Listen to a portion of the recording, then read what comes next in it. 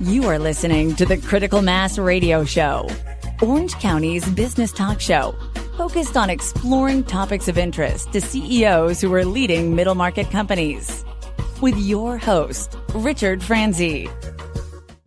Hello and welcome to Orange County's longest running business talk show. And I am your host, Rick Franzi. And man, do we have a good show planned for you today. Why do you ask? Because not only do we have a serial entrepreneur as our guest, we also have a trailblazer setting trends that the rest of the country, if maybe not the world, is following. California has a history of setting trends that the nation follows. And Chris Boucher is our guest. He is the CEO of Juicetiva. Chris, welcome to the program.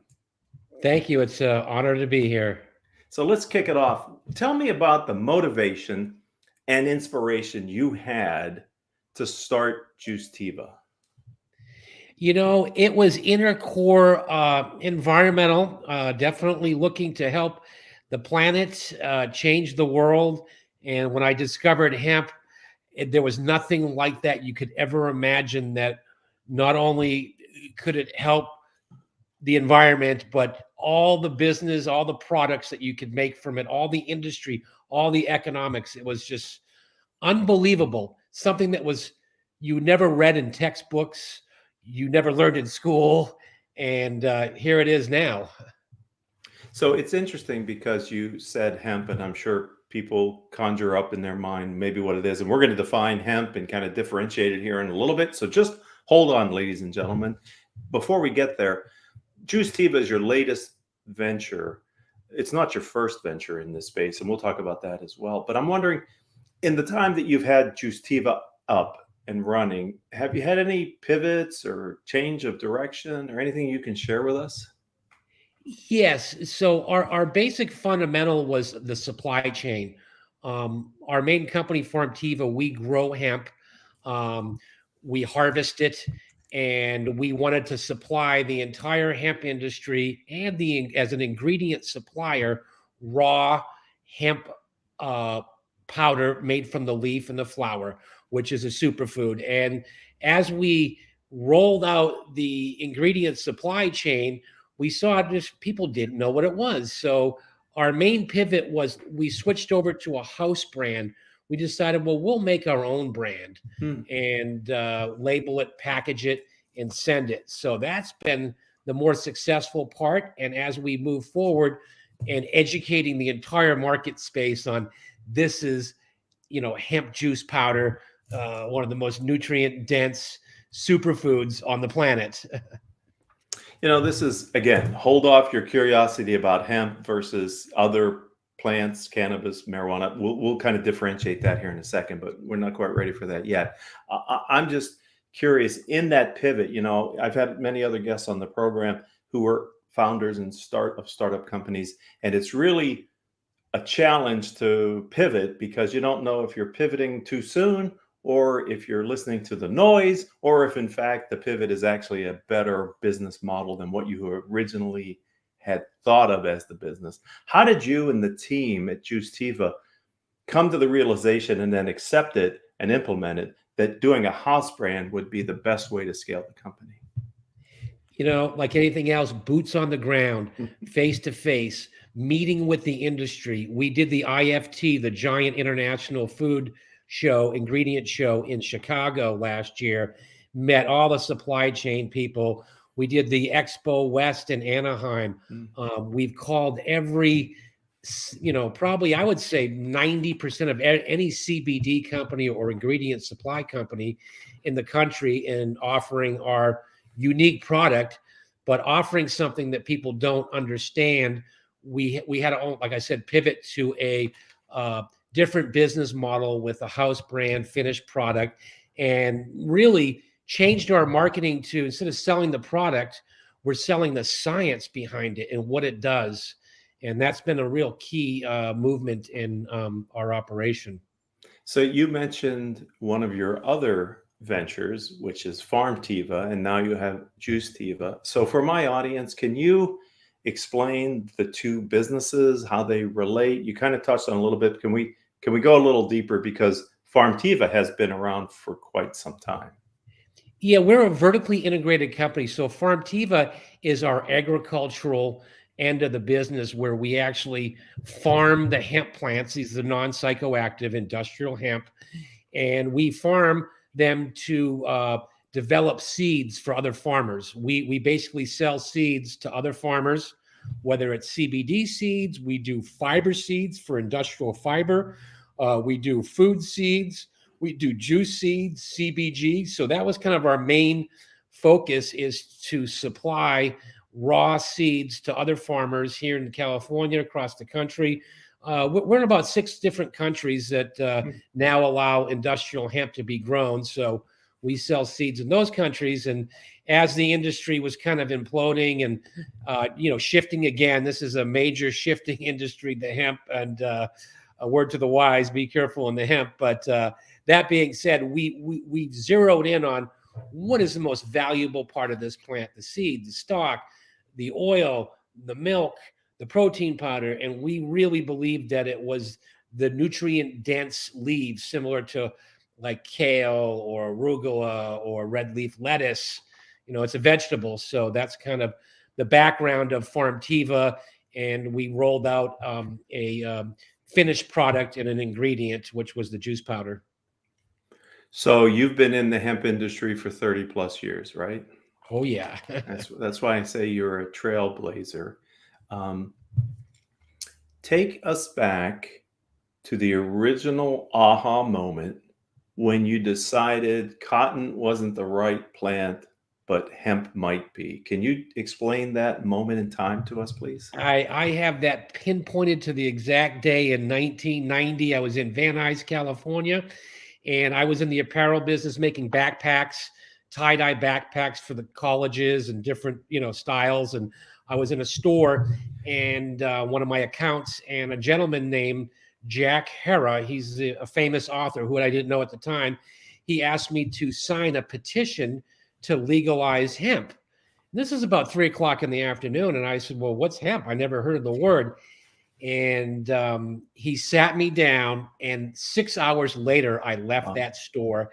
And like I said, he happened to be the famous author. There's a book called The Emperor Wears No Clothes, which we call it the Hemp Bible. It basically, the reason why I'm here, why the hemp industry's here. He wrote this book. He sold hundreds of thousands of copies in the 80s and 90s. I just happened to meet him, and he basically changed my mind. I went home that night, and the next day I told everybody what I learned, and I was going to make everything out of hemp. And they said, man, what have you been smoking? That's funny. Yeah. So that's a great segue, Chris, for me to ask you to, explain the difference. Because when people hear hemp, I'm not sure exactly where they go mentally, but they might go to marijuana. So could you help us to understand the difference in the plants and what we're talking about here? Yeah, and that's such a great question, because the word hemp has been stigmatized. You say hemp and people just think marijuana. Hemp is an industrial agricultural commodity. We grew it in World War II. We grew it from the start of America. For the first 100 years in the United States, you could pay your taxes with hemp. And so hemp is a non-psychoactive version of marijuana or cannabis sativa. It's kind of like you have red tomatoes and you have yellow tomatoes. This is a red tomato, or however you want to compare it. But one gets you high, one gets you healthy. They both do get you healthy, but at the same time, one is non-psychoactive. I mean, you could, smoke a joint the size of a telephone pole and not get stoned. But does it have CBD? Does hemp have CBD? Yes. So genetically speaking, that's how we determine really the difference between industrial hemp and marijuana. They have opposite molecules. Hemp is CBD rich cannabidiol, which is a non-psychoactive molecule. And marijuana is THC rich, which is a psychoactive molecule. So they're just opposite molecules in different ratios. So, and now we're seeing there's many different versions of the hemp plant with CBG, CBN, et cetera, et cetera. But yeah, one's definitely does not get you high and one does. Okay. So then within the strain of hemp plants, which are CBD rich but THC neutral or void, you have different applications for this plant that it can do different things. So can you kind of share with us the areas that a hemp can address as a product? Yes. Currently, one of the top selling proteins in the country are hemp seed protein.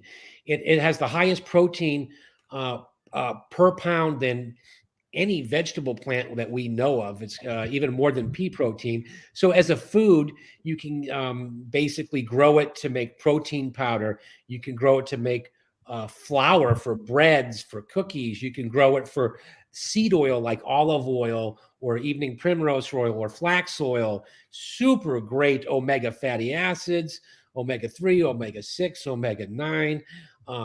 You can grow it for milk, hemp milk, like oat milk, soy milk. I mean, you think, why isn't this in every single supermarket across the country? It is. It definitely is. And then on top of the all these other products, you have the leaf and flower, which is a super nutrient dense. We call it a vegetable. Comparatively speaking, it's a superfood, very comparable to kale, red leaf lettuce. Eventually, you'll see it in the supermarket produce section. So these applications for the food sector are enormous. I think one of the fastest growing sectors we're going to see here in the next few years for agricultural food commodities. And at the same time, we can flip over to the industrial side where you have industrial wood, lumbers, flooring, you've got insulation, you've got hempcrete, we've got rebar, we've got plastics. I mean, there's over 50,000 uses of industrial hemp. And I could go on and on. We'd be here all day if I named all the different products. So we're just starting to see the infrastructure here in the United States being built. Factories in South Dakota, Texas, California. So once the infrastructure is in place in these rural communities, we believe it's going to really enhance the economics of agriculture and really give a boost to our farmers here in the United States, which they're really hurting. I mean, it's a disaster out in the farmland, whether you're in California, Texas, Louisiana, you name it. So we're just beginning, just scratching the surface. So it's a superfood and a food group that's high in a lot of positive things in addition to CBD. But then also, didn't you start with hemp in the clothing space, backpacks as well? Oh yeah, we started making hemp backpacks and wallets and hats and bags. By 1993, we were in probably 4,000 or 5,000 stores around the country. We were in about 10 different countries around the world. We were making hemp wallets and bags for the Beatles Anthology. We made music merchandise for Dave Mathews, Phish, Grateful Dead. I mean, the hemp clothing was huge in the 90s, and it was a different market space because it's almost like this is illegal and I can wear it, And so we made shoes for Converse, sneakers, Chuck Taylors, and it was a great run in the apparel clothing industry, which is, quite a unique industry in itself.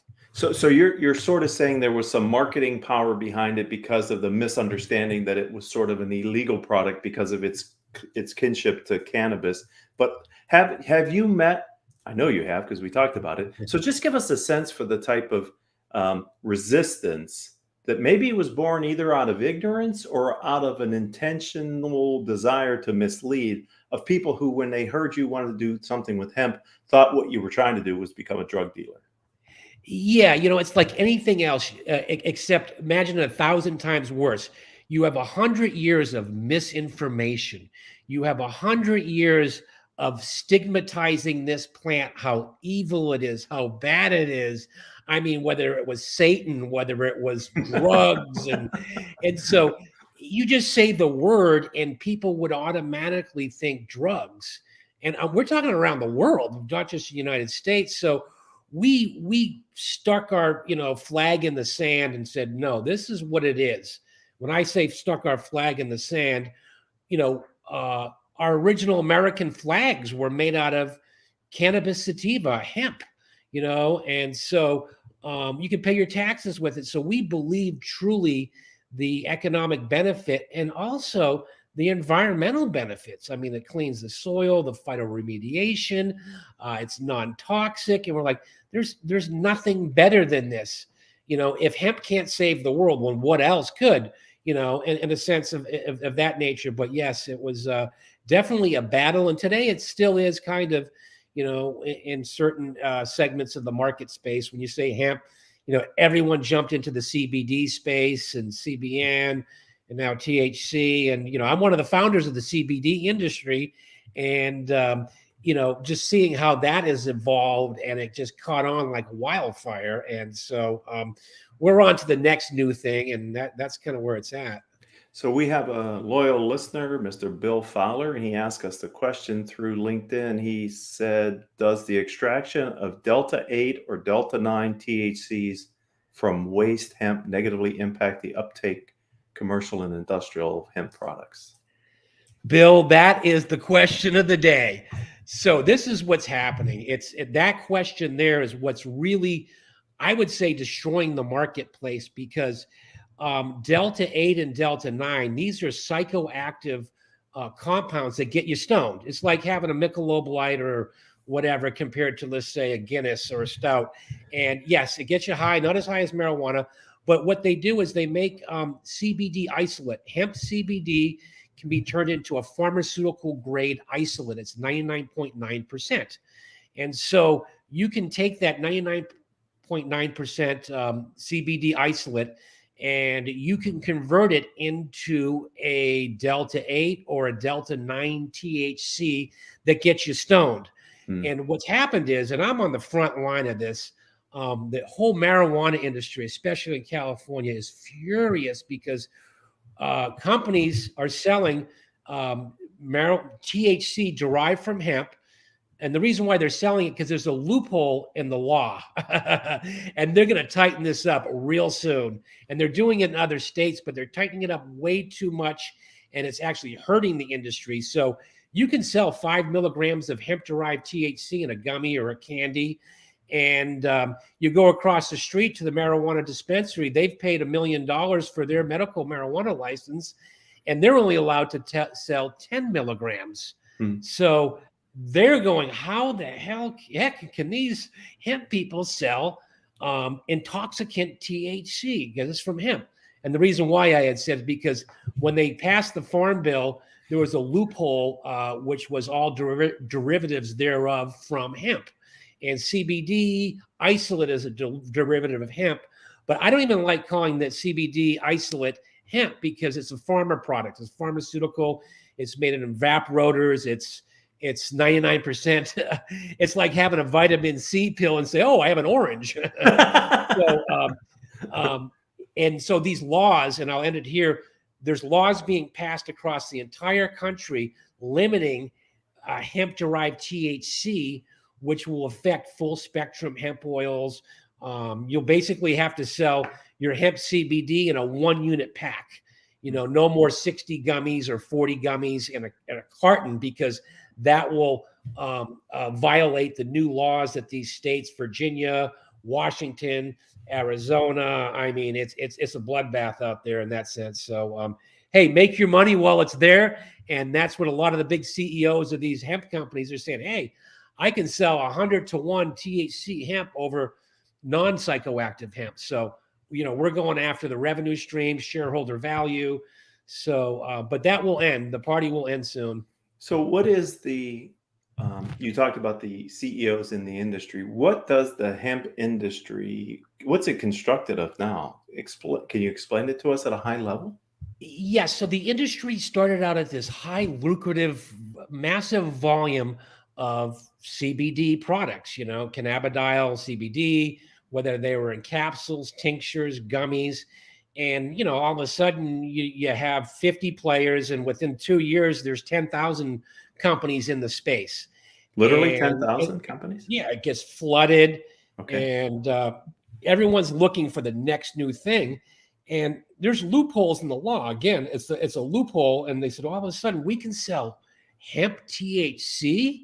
without a license? We can sell THC in a gas station, in a health food store.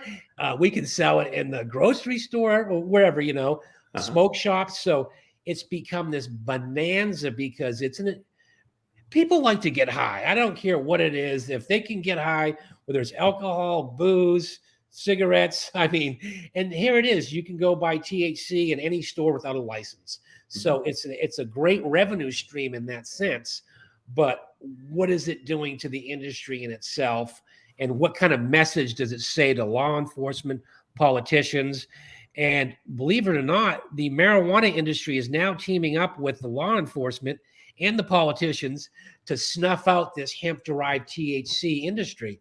And hey, I'm like, hey, sell as much as you can while it's legal, but it's going to end. And they are changing the law in Washington, D.C. as we speak. So what about in the other areas where hemp is being used? Because you own farmland. You said you're vertically integrated. So you're actually growing hemp product. Is that right here in California? We grow hemp year-round out in Imperial County, San Diego. We lease the land from different farm groups. We've collaborated with some of the best farmers in the country, in the state, and we've developed a program where we can grow tens of thousands of acres if the orders are there and the business is there. So it's really, which comes first, the horse or the cart, and they're both being developed at the same time. And it's been this way for quite a few years. So, growing hemp has been, kind of my claim to fame. I was the first American hemp farmer since World War II. I grew a hemp crop in, believe it or not, 1994 at the USDA Research Station down in Brawley, California. And everyone said, you'll never, ever do it. And we sure did. We had a contract with the U.S. government. We grew an acre. We were ready to harvest it, but that's a different story. It did not get harvested, but we grew it. And it made LA Times, made San Diego Tribune, actually made CNN.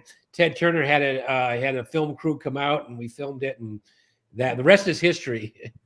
So your base of operation is here in Orange County and Costa Mesa in particular. Yes, Laguna Beach. That's where our office is. Okay. So Laguna Beach. So how have you found the business environment here in Orange County for hemp and the business that you're scaling now, the two businesses? So that's a great question. So the health food stores are really accepting it. But there's hemp stores out there, but all the hemp stores now, if you don't get high from the hemp, they don't want to buy it. The CBD wave is kind of over. They're all selling D8 and THC, imagine having a liquor store without a license. You could make your own beer, make your own, whiskey, and you can sell it without any license or regulations. So it's the wild, wild west. But yeah, Orange County has always been interesting, but we set trends here in Orange County, especially health trends. We have a lot of health-oriented people, so we're really getting a great, I would say, introduction to a lot of manufacturers and health food stores, to say the least. So what's the future hold for Juicetiva and Farmtiva, and for you, Chris, as an entrepreneur and trend center in the hemp industry? We see it, and I see it. The future is going to be the grocery stores. The future is going to be the food, the juices. It's the AG1 or athletic greens of hemp. That's how I see it. And we believe that we have one of the most unique hemp business models in the world. We are growing hemp year-round in Southern California, where you cannot grow year-round anywhere else in the world.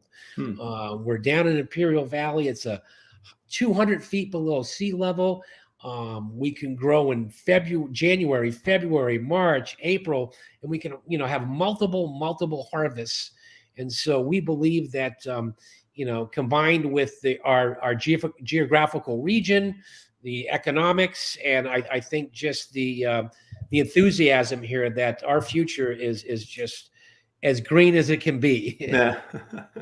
But you're still dealing with the headwinds of people seeing this. And even from the conversation you just had with me, some entrepreneurs in this space who are making a problem for you by using hemp and extracts from hemp in a way that wasn't maybe really intended, right? From from taking and turning it into THC too. So Oh yeah, that yeah. feels I mean, hemp people and cannabis people are pretty smart, and they'll find out any little entrepreneurs. nook and cranny inside that law and dive head deep into it. Right. As long as there's good revenue and good money there. So that's what's happening in that sense. So really kind of just, I'm curious, how long does it take to get a harvest of a hemp field? When you plant it, how long does it take before you're able to take the product and harvest it?